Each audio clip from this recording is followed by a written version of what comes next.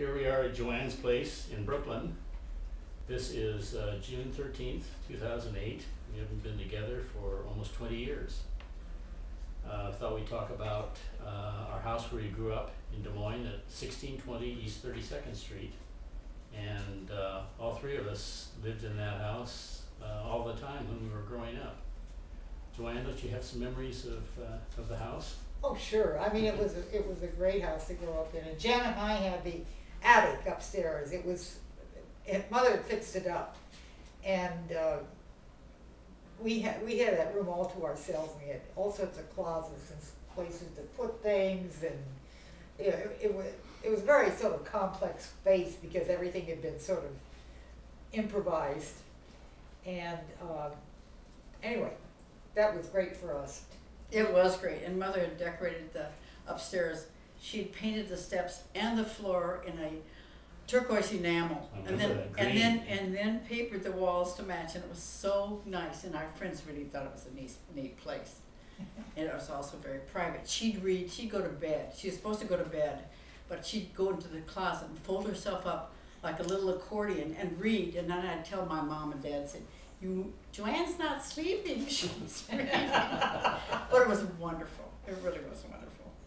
I remember the upstairs was under the dormers, so the ceiling was all like this. Yeah. It was, everything had been sort of, and the closets were built low on the dormer, and there was a storage space that you used to go through.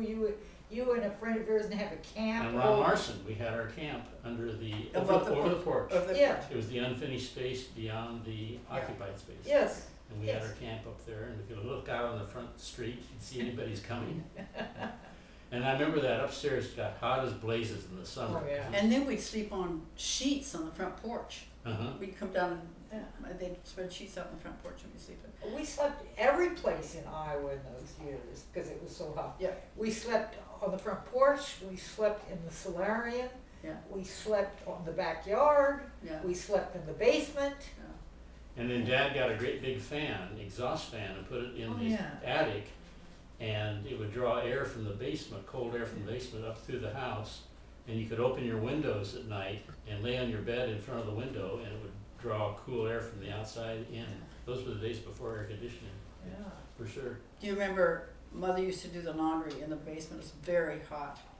And then she had a mangle, and she'd do the ironing down there too. And then later on they made that same room into a teenage gathering place. That's right. That Dad called the whooping room.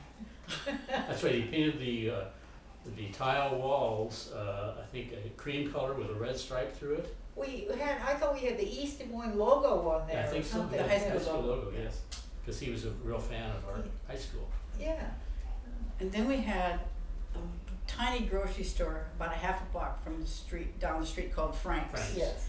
And we'd sit on the front steps and eat fudgesicles and popsicles. Yes. And he always watched us because he had a cookie closet right by the front door, a display cookie shelf, and he knew that the kids would come in before they bought Mom's groceries and they get their hand in the cookie. You remember those little? Listen, I remember getting my hand in the cookie jar. Yeah.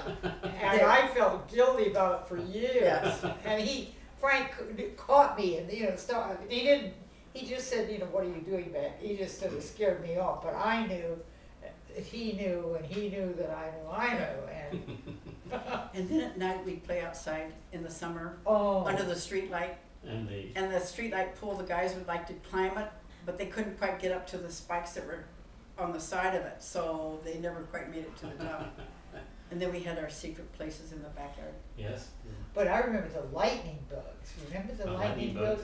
And we made little rings out of them. Kill the poor things, make a ring. Squish. And the June bugs used to collect on the screen on the porch, and I'd take a pin and from the inside and spear them.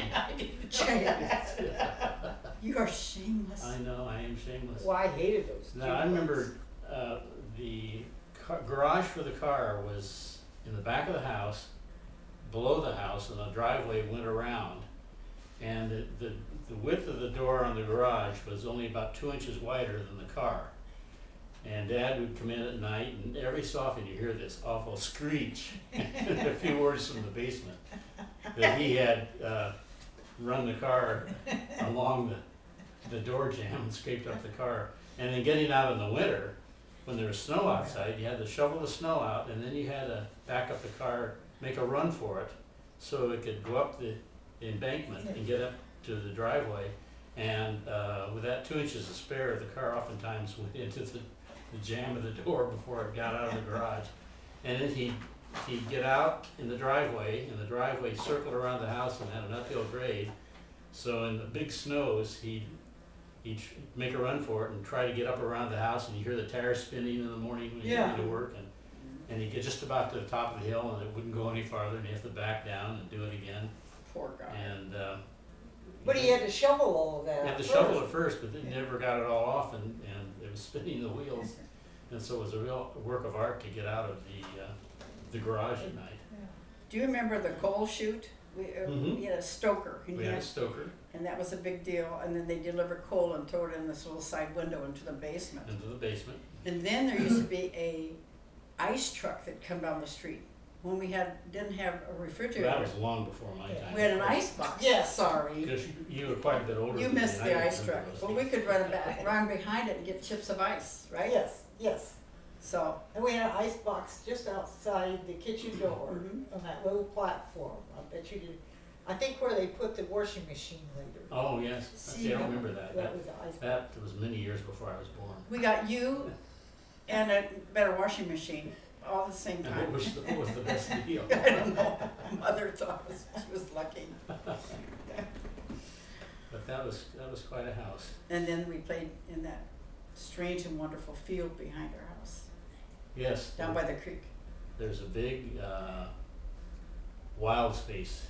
No houses Yeah, down there, yeah. all wild growth, and there's a creek, and what do you remember about the Mr. Beale. Mr. Beale? There was a man lived down in a little shack, and his name was Mr. Beale. We never knew quite when he came out. I never saw him, I don't think I did either. but we were definitely afraid of And him. you think he was a bootlegger? Oh yeah, I'm sure he was, because they talked about it. Something mysterious was always going Yeah, on. these cars that drive in and out. Yeah. And So- how about the bag swing? Oh yeah, you tell about that. Well, Or you tell me about it, because I never there was privy to that except the when it kids was built a done. bag swing hanging from a tree branch down by the creek, and you get up on it and swing over the creek and drop into it, and that was a prohibited act too, but we did it anyway. I think sometimes they built a bonfire that you could swing over the bonfire and over to the other side of the Yes, creek. that sounds like something. Yeah, that- and we kept that very quiet from parents. Yes. The other thing I remember about that house was my mother saying, "You've been a naughty boy, and just wait till your father gets home." And I'd wait for the car to drive down the street and come in, and she'd cry and say, "Jay was a bad boy to me today." Really? Yes, and then I'd get a lecture. You were never naughty.